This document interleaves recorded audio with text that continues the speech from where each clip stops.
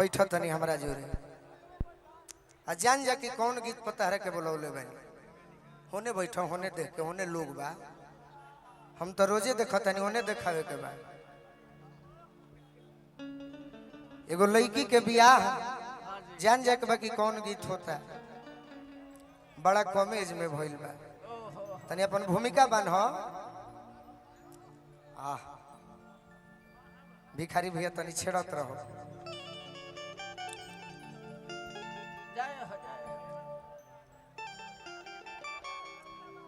ई गीत रउरा सब सुन लेले बानी बाकी फरमाइश बा तो सुनावे के बा बड़ा कम एज में बियाह भइल बा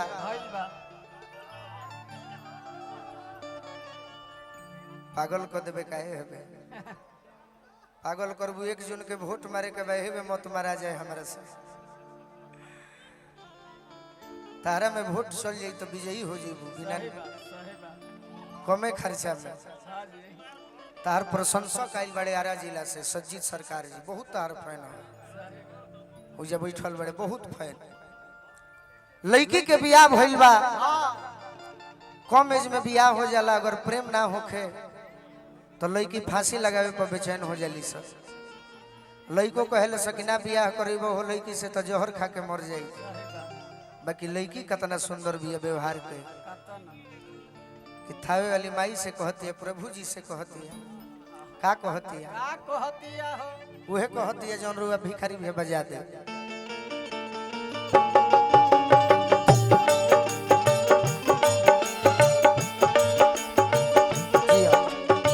एकदम भाव दियो हीरोइन बन के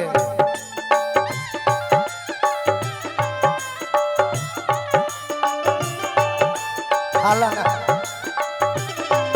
तैयारी में रहो एकदम हीरोइन बन के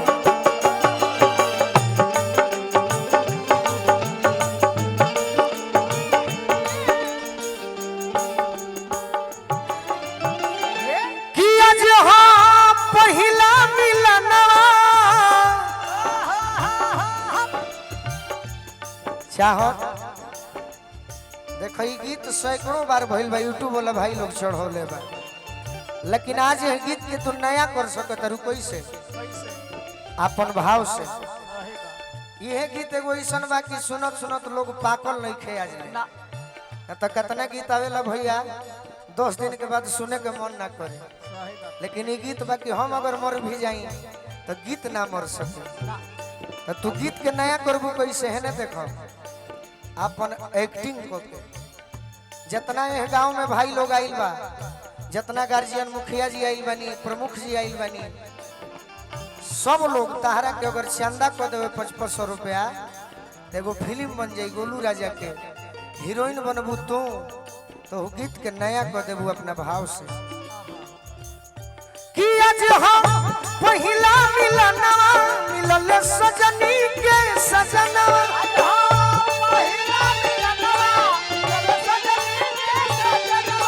हमार अंग अंग गुलाब नियन खिलल बा बदनवा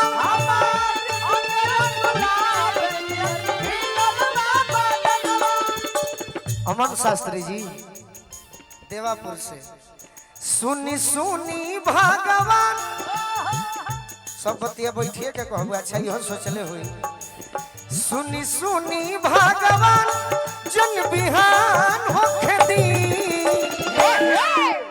अब डायरेक्शन करी हम चलो होने जेने माई बहिन बाड़ी हेने हेने हेने के सब बात बता देनी तब भूला जालू सुनी सुनी भगवान जन बिहान होखे दी रही तनी अब केने आइबे कि आज राजा जी के कोरवे जवान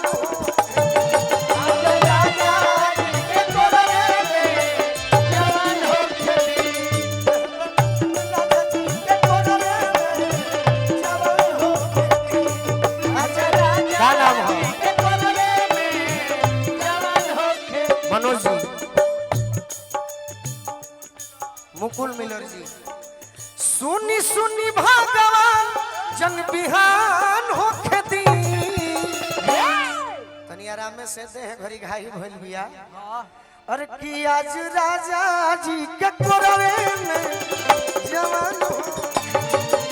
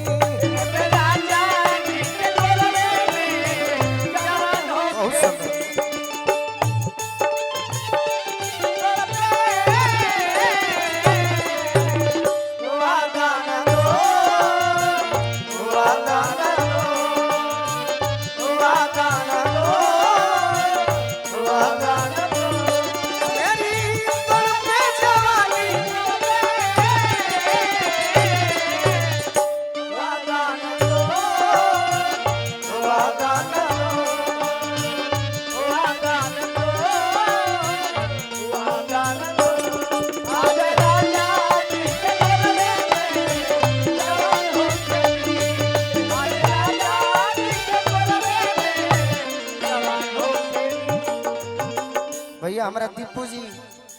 देवापुर कार्यक्रम काली पूजा समिति जहाँ की बार 3 नवंबर के निशा उपाध्याय जी के प्रोग्राम फाइनल भइल बा 4 के। अच्छा खाली ना रहे तो 3 के खोजे। निशा भी एगो अच्छा कलाकार बाड़ी। निशा के जो मंच मिले जा रहल बा उ निशा के घर के मंच बा जहाँ कोनो कलाकार बाकी नहीं खन। जब तक हम जियो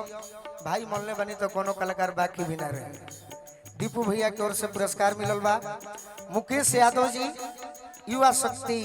कुचाई गोपालगंज के माध्यम से बहुत बहुत आशीर्वाद मिलल। लड़की को हतिया का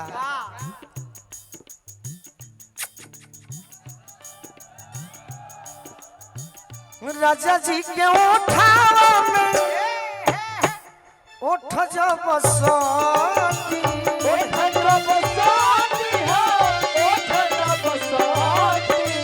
भूख भूख बारी हमारा दिलवा के बाती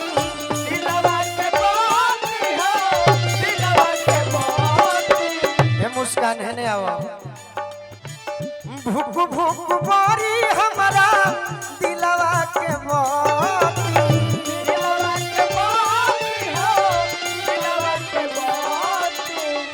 किरत भर लभ के दरियावे में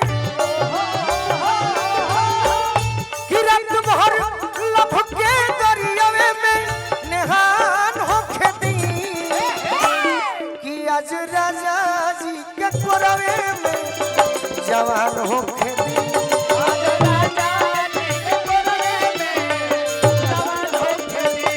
कि आज राजा जी के कोरवे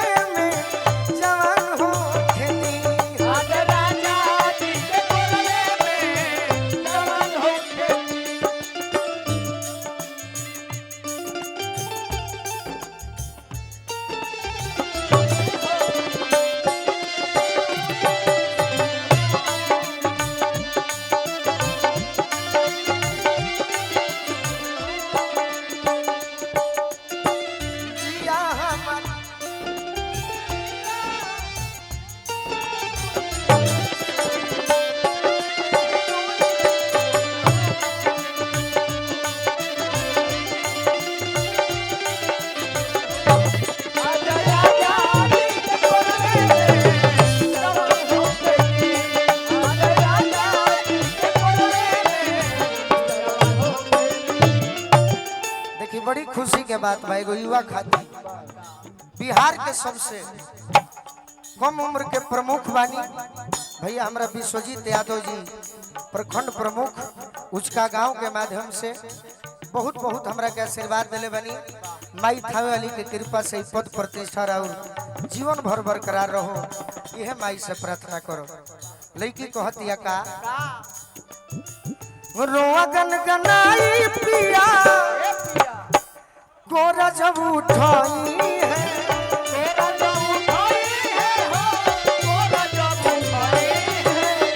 रोआ गनगनाई पिया कोरा जब उठाई है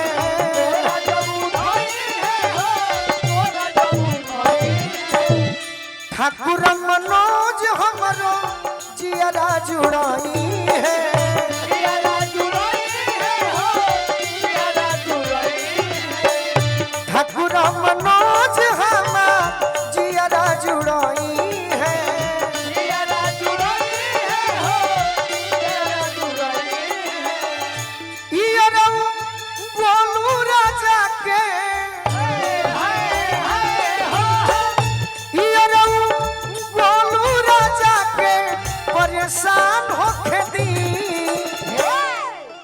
कि आज राजा जी के कोरवे में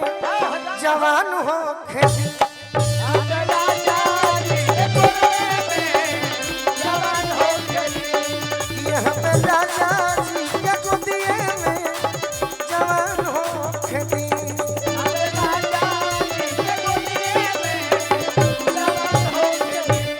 सुनी सुनी भगवान जब बिहान हो खेती